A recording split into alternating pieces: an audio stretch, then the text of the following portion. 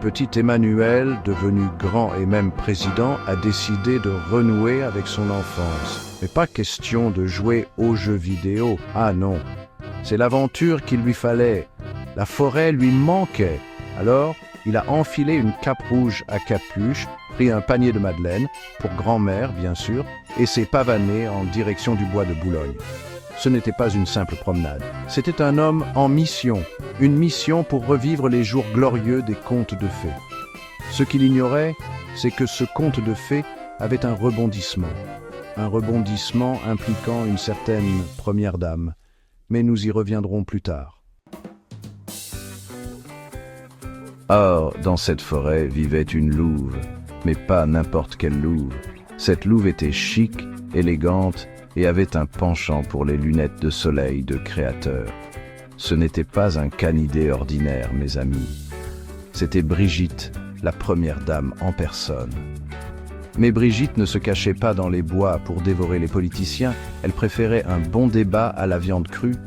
Elle trouvait toute cette histoire de grands méchants loups terriblement cliché. Elle était plus intéressée par siroter du vin et discuter philosophie avec son mari. En parlant de lui, où était donc Emmanuel? Pendant ce temps, notre petit président s'amusait comme un petit fou. Il avait pris un écureuil pour un opposant politique et lui avait livré un discours enflammé sur la réforme économique. Il avait aidé une famille de canards à traverser la route en mettant en place un nouveau système de passage piétonnier, naturellement. Il avait même tenté de payer un champignon pour lui avoir indiqué son chemin. La forêt, déclara-t-il, était mûre pour l'investissement. Elle avait besoin de meilleures infrastructures, de plus de start-up numériques et certainement d'un stand de croissant tous les 100 mètres. Et ainsi la journée s'est écoulée.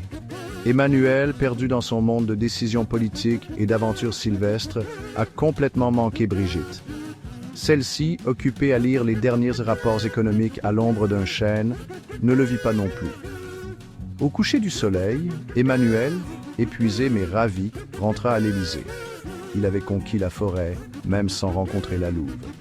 Il avait appris une précieuse leçon ce jour-là. Parfois, la véritable aventure est le voyage lui-même. Et les meilleures choses de la vie, comme les croissants et les premières dames pleines d'esprit, se dégustent mieux à la maison.